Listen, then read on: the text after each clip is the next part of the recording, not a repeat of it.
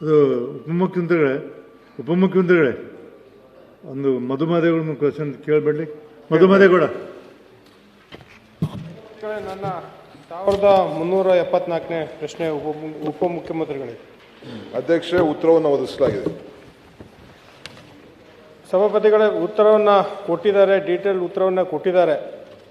ಇವತ್ತು BMICP ಈ ಒಂದು ಯೋಜನೆ ನಮಗೆ ಈಗ ಇನ್ನೂ ಪ್ರಸ್ತುತ ಇದೆಯಾ ಇಲ್ವಾ ಅಂತ ಗೊತ್ತಿಲ್ಲ. ಈಗಾಗಲೇ 140ಕ್ಕಿಂತ ಹೆಚ್ಚಿನ ಕಂದಾಯ ಗ್ರಾಮಗಳು ಮತ್ತು 54 ಭಾಗಶಃ ಗ್ರಾಮಗಳು ಈ ಯೋಜನೆ ಅಡಿಯಲ್ಲಿ ಸೇರಿಕೊಂಡಿದ್ದಾವೆ.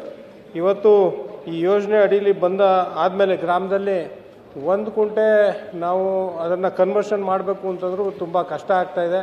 ಅದರಿಂದ ಈಗಾಗಲೇ ನಮಗೆ NH 275 ಬಂದಿರೋದ್ರಿಂದ, ಬೆಂಗಳೂರು ಮೈಸೂರು ರೋಡ್ ಬಂದಿರೋದ್ರಿಂದ ಮತ್ತೊಮ್ಮೆ ಇನ್ನೊಂದು ರೋಡಿನ ಅವಶ್ಯಕತೆ ಇದೆಯಾ, ಈ ನೈಸ್ ರೋಡಿನ ಅವಶ್ಯಕತೆ ಇದೆಯಾ ಅಂತ ಉಪಮುಖ್ಯಮಂತ್ರಿಗಳು ನಮಗೆ ಹೇಳಬೇಕು.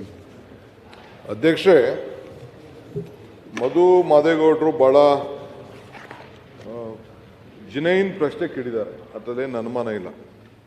ಅವ್ರು ಕೇಳಿರೋ ಪ್ರಶ್ನೆ ಅದು ಭಾಳ, ಏಕೆಂದರೆ ಪ್ರತಿಯೊಂದಕ್ಕೂ ಕೂಡ ಬೆಂಗಳೂರು ಬರೋಕ್ಕಾಗಲ್ಲ ಅಂತೇಳಿ. ಬೆಂಗಳೂರು ಮೈಸೂರು ಕಾರಿಡಾರ್ ರೋಡು 1995 ಅದನ್ನು ದೇವೇಗೌಡರು ಚೀಫ್ ಮಿನಿಸ್ಟರ್ ಆಗಿದ್ದಾಗ ಆ ಯೋಜನೆ ಬರಬೇಕು ಅಂತ. It is one of the ಇಡೀ ಕಂಟ್ರಿಗೆ ಒಂದು ದೊಡ್ಡ ಮಾಸ್ಟರ್ ಪ್ಲಾನ್. ಅದು ಭಾಳ ಚೆನ್ನಾಗಾಯಿತು. ಕಾರಣಾಂತರದಿಂದ ಅದು ಹೋಗಿದೆ. ಇಲ್ಲೇನಾಗಿದೆ, ಅವ್ರಿಗೆ ಪ್ಲ್ಯಾನು ಕನ್ವರ್ಷನ್ದು ವಿಚಾರ ಕೇಳಿದ್ದಾರೆ. ಈಗ ನಾವು ಆನ್ಲೈನಲ್ಲೇ ಕನ್ವರ್ಟ್ ಮಾಡಲಿಕ್ಕೆ ಒಂದು ಅವಕಾಶ ಮಾಡಿಕೊಟ್ಟಿದ್ದೀವಿ. ಈಗ ಪ್ಲ್ಯಾನ್ ಅವ್ರಿಗೇನಾದ್ರು ಬಿಲ್ಡಿಂಗ್ ಪ್ಲ್ಯಾನ್ ಅವಕ್ಕೆಲ್ಲ ಬೇಕಾದ್ರೆ ಲೋಕಲ್ ಪ್ಲಾನಿಂಗ್ ಅಥಾರಿಟಿಗೆ ಪರ್ಮಿಷನ್ ಇದೆ, ಪಂಚಾಯತಿಗೆ, ಮುನ್ಸಿಪಾಲ್ಟಿಗೆ, ಅದೆಲ್ಲ. ನಮ್ಮ ಲೋಕಲ್ ಶಾಸಕರಾದಂಥ ನಮ್ಮ ಉದಯರವರು ಕೂಡ ನನ್ನ ಹತ್ರ ಈ ವಿಚಾರಕ್ಕೆ ಒಂದು 10 ಬಾರಿ ಬಂದಿದ್ದಾರೆ. ನಮ್ಮನ್ನ ಬಿಟ್ಕೊಟ್ಬಿಡಿ, ನಮಗೆ ಸಪ್ರೇಟಾಗಿ ಬಿಟ್ಕೊಟ್ಬಿಡಿ ಅಂತ ಕೂಡ ಅವ್ರು ರಿಕ್ವೆಸ್ಟ್ ಮಾಡ್ಕೊಂಡಿದ್ದಾರೆ. ಅವರು ಫೈನಾನ್ಷಿಯಲ್ ಸ್ಟ್ರಕ್ಚರು ಸ್ವಲ್ಪ ಚೇಂಜ್ ಆಗ್ತದೆ, ಕಾರ್ಪೊರೇಷನ್ ಮುನ್ಸಿಪಾಲ್ಟಿಗೆ ದುಡ್ಡು ಬರ್ತದೆ ಅಂತ ಕೂಡ ಅವ್ರು ರಿಕ್ವೆಸ್ಟ್ ಮಾಡಿದ್ದಾರೆ. ನಾನು ಅದಕ್ಕೆ ಎಕ್ಸಾಮಿನ್ ಮಾಡಿದೆ, ಬಿಟ್ಕೊಟ್ಬಿಡೋಣ ಅಂತೇಳಿ ಎಕ್ಸಾಮಿನ್ ಮಾಡಿದೆ.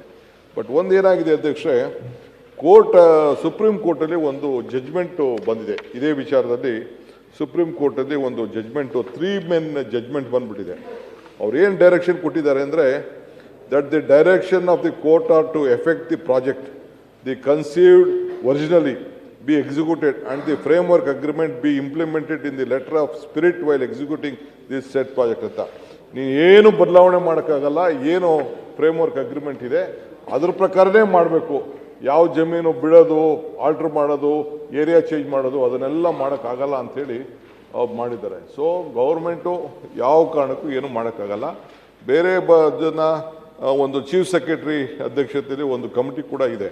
ಬಟ್ ಸ್ಟಿಲ್ ದಿ ಗೌರ್ಮೆಂಟ್ ಈಗಾಗಲೇ ಕ್ಯಾಬಿನೆಟ್ ಸಬ್ ಕಮಿಟಿ ನಮ್ಮ ಪರಮೇಶ್ವರ್ ಅವರ ಅಧ್ಯಕ್ಷತೆಯಲ್ಲಿ ಒಂದು ಕಮಿಟಿ ಕೂಡ ಮಾಡಿದೆ. ಬಟ್ ಅವ್ರಿಗೆ ಮನೆ ಬೀದು ಪ್ರಾಜೆಕ್ಟ್ ಇಂಪ್ಲಿಮೆಂಟೇಷನ್ ವಿಚಾರದಲ್ಲಿ ಏನಾದರೂ ಆಲ್ಟ್ರೇಷನ್ ಮತ್ತೊಂದು ಮಾಡಬೇಕಾದ್ರೆ ಅವ್ರ ಮನೆಗಳ ವಿಚಾರ ಏನಕ್ಕೆ ಕೇಳ್ತಾ ಇದ್ದಾರೆ, ಪ್ಲಾನ್ ಸ್ಯಾಂಕ್ಷನ್ಗೆ ಲೋಕಲ್ ಬಾಡೀಸಿಂದನೇ ಕೊಡಿಸ್ತೀನಿ. ಮತ್ತು ಮಂಡ್ಯದಲ್ಲಿ ಒಂದು ಟೌನ್ ಪ್ಲಾನಿಂಗ್ ಆಫೀಸರ್ನ ಈಗಾಗಲೇ ನಾವು ಡೆಪ್ಯೂಟ್ ಮಾಡಿದ್ವಿ.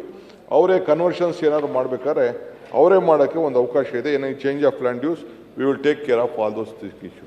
ನಿಮ್ಮ MLA ಅವರು ನನಗೆ ಭಾಳ ರಿಕ್ವೆಸ್ಟ್ ಮಾಡಿದ್ರು, ನಮಗೆ ಬಿಟ್ಕೊಟ್ಬಿಡಿ ಅಂತ. ಬಿಡೋಕ್ಕಾಗಲ್ಲ. We can't delete also, we can't add also. ಆ ಪರಿಸ್ಥಿತಿ ಬಂದಿದೆ. ದಯವಿಟ್ಟು ನಿಮ್ಮ ಲೋಕಲ್ ಇಶ್ಯೂಸ್ಗೆ ಏನು ಬೇಕೋ we are ready to cooperate. ಸಭಾಪತಿಗಳೇ, ಈಗ ಆಲ್ರೆಡಿ NH 275 ಬಂದಿದೆ. ಈಗ ನೈಸ್ ರೋಡಿನ ಅವಶ್ಯಕತೆ ಬಗ್ಗೆ ಸುಪ್ರೀಂ ಕೋರ್ಟಲ್ಲಿ ಒಂದು ಕೇಸ್ ಇದೆ ಅಂತ ಹೇಳ್ತಾ ಇದ್ದಾರೆ ಉಪಮುಖ್ಯಮಂತ್ರಿಗಳು. ಈಗ ಆಗಲಿ ಕೇಸ್ ಇರೋದ್ರಿಂದ ಇವತ್ತು ರೋಡ್ ಅಲೈನ್ಮೆಂಟ್ ಈಗಾಗಲೇ ಫಿಕ್ಸ್ ಆಗಿದೆ. ಅದರಲ್ಲಿ ಬಫರ್ ಝೋನನ್ನು ಬಿಟ್ಟು ಮಿಕ್ಕ ಏರಿಯಾಗಳನ್ನ ಬಿಡುಗಡೆ ಮಾಡಲಿಕ್ಕೆ ಅವಕಾಶ ಇದೆಯಾ ಅಂತ ನಾನು ಅಧ್ಯಕ್ಷ ಭಾಳ ಕ್ಲಿಯರಾಗಿ ಹೇಳ್ತಾ ಇದ್ದೀನಿ. ನಿಮ್ಗೇನು ಬೇಕೋ ಮಾಡಿಕೊಡೋಣ. ಇದನ್ನು ಬಿಡುಗಡೆ ಮಾಡೋಕ್ಕಾಗಲ್ಲ, ಚೇಂಜ್ ಮಾಡೋಕ್ಕಾಗಲ್ಲ. ಸುಪ್ರೀಂ ಕೋರ್ಟ್ದು ಜಡ್ಜ್ಮೆಂಟ್ ಇದೆ. ಬೇಕಾದ್ರೆ ನಮ್ಮ ಹೋಮ್ ಮಿನಿಸ್ಟ್ರು ಇದ್ದಾರೆ, ಅದನ್ನು ಪರಿಶೀಲನೆ ಮಾಡ್ತಾ ಇದ್ದಾರೆ. You can't change it.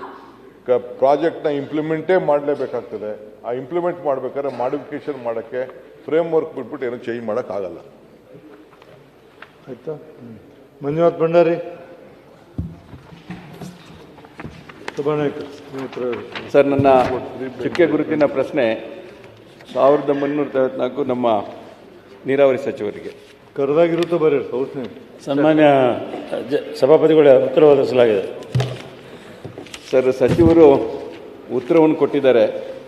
ಉತ್ತರ ಆಗಿದೆ ಅಂತ ಹೇಳಿದ್ರೆ ನಮ್ಮೂರಲ್ಲಿ ಹೇಳ್ತಾರೆ ಕಂಕಣ ಸುತ್ತಿ ಮೈಲಾರ ನೋಡಿದ್ರು ಅಂತ ಹೇಳಿ. ಆದರೆ ನಾನು ಕೇಳಿದ ಪ್ರಶ್ನೆನೇ ಬೇರೆ, ಅವ್ರು ಕೊಟ್ಟಿರೋ ಉತ್ತರನೇ ಬೇರೆ.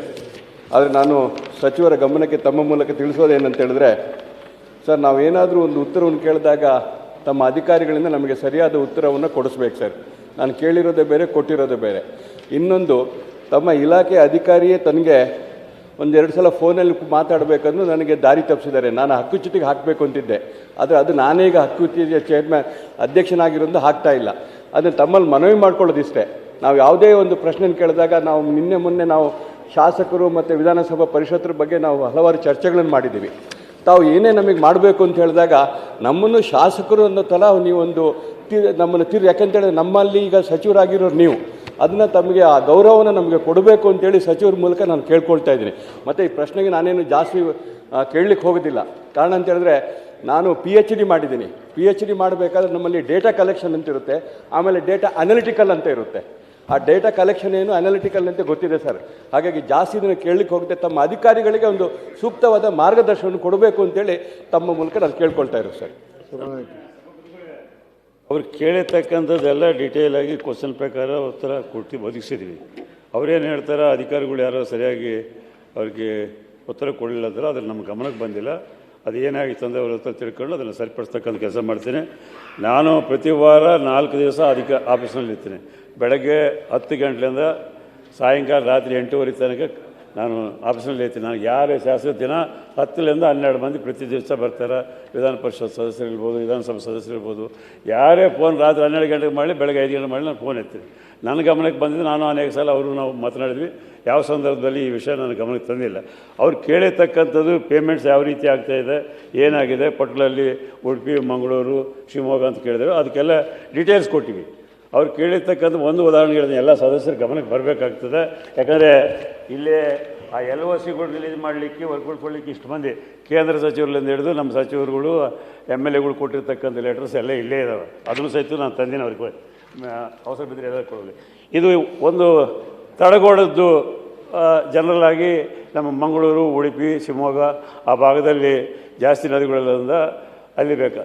ನಮಗೆ ಇಡೀ ಒಂದು ವರ್ಷಕ್ಕೆ ಆ ಹೆಡ್ನಲ್ಲಿರ್ತಕ್ಕಂಥದ್ದು 50 ಕೋಟಿ, ಪ್ರತಿ ತಿಂಗಳ 4,16 ಲಕ್ಷ ರಿಲೀಸ್ ಮಾಡ್ತಾರೆ. ಅದರಲ್ಲಿ ನಮಗೀಗ ಪೆಂಡಿಂಗ್ ಬಿಲ್ಸ್ ಇರ್ತಕ್ಕಂಥದ್ದು 300 ಕೋಟಿ ಚಿಲ್ಲರೆ ಪೆಂಡಿಂಗ್ ಬಿಲ್ಸ್ ಇದ್ದಾವೆ. ಇದು ಬಂದಿರತಕ್ಕಂಥ 2023ರಲ್ಲಿ ಏನು ನಮ್ಮ ಸರ್ಕಾರ ಬಂದಿದೆ ಆವತ್ತಿಲ್ಲದೇ ಮುಂದುವರ್ತಾ ಇದೆ. ಅದೇ ರೀತಿಯಾಗಿ ಬಂದು ಪ್ರೆಜರ್ ಮಾಡ್ತಾರೆ, ವರ್ಕ್ಸ್ ತಗೊಳ್ಬೇಕಾಗ್ತದೆ. ಸದಸ್ಯರು ಹೇಳಿರ್ತಕ್ಕಂಥ ರೀತಿಯಲ್ಲಿ ನಾವು ಕೆಲಸಗಳನ್ನ, ಹೊಸ ಕೆಲಸಗಳನ್ನ ತಗೊಳ್ಬೇಕಾಗ್ತದೆ. ಹಾಗಾಗಿ ಎಲ್ಲ ಪೂರ್ತಿ ಡೀಟೇಲ್ಸ್ ಇವತ್ತು ಒಂದು 25 kg 30 kg ಪೇಪರ್ಸ್ ಎಲ್ಲ ಅವ್ರಿಗೆ ಒದಗಿಸಿದ್ವಿ. ಅದರಲ್ಲಿ ಏನಾದರೂ ವ್ಯತ್ಯಾಸ ಇದ್ದರೆ ನಾನು ಉತ್ತರ ಕೊಡಲಿಕ್ಕೆ ತಯಾರಿದ್ದೀನಿ. ಮತ್ತು ಅವ್ರು ಹೇಳಿರ್ತಕ್ಕಂಥ ವಿಷಯ ಯಾವ ಅಧಿಕಾರಿಗಳು ಆ ರೀತಿಯಾಗಿ ಅವ್ರ ಹತ್ರ ಸರಿಯಾದ ರೀತಿ ನಡ್ಕೊಳ್ಳಿಲ್ಲ, ಅದು ಸರಿಪಡಿಸ್ತಕ್ಕಂಥ ಮಾಡ್ತೀವಿ. ಅದರಲ್ಲಿ RAB ಎಲ್ಲ ಸಂಪೂರ್ಣವಾಗಿ ಇದೆ ಸರ್. ಇದರಲ್ಲಿ ಬೇಕಾದ್ರೆ ನಾನು ನಿಮ್ಮಲ್ಲಿ ಒದಗಿಸ್ತೀನಿ ಏನೇನು ಮಾಡಿದ್ದೀರಾ ಅಂತ ಹೇಳ್ಬಿಟ್ಟು. ಬಟ್ ಆದರೆ ಮತ್ತೆ ಚರ್ಚೆಗೆ ಬೇಡ ಅಂತೇಳಿ ಅಷ್ಟೇ ಕೇಳ್ಕೊಳ್ಳೋದು. ಆಗ್ಬೋದಾ?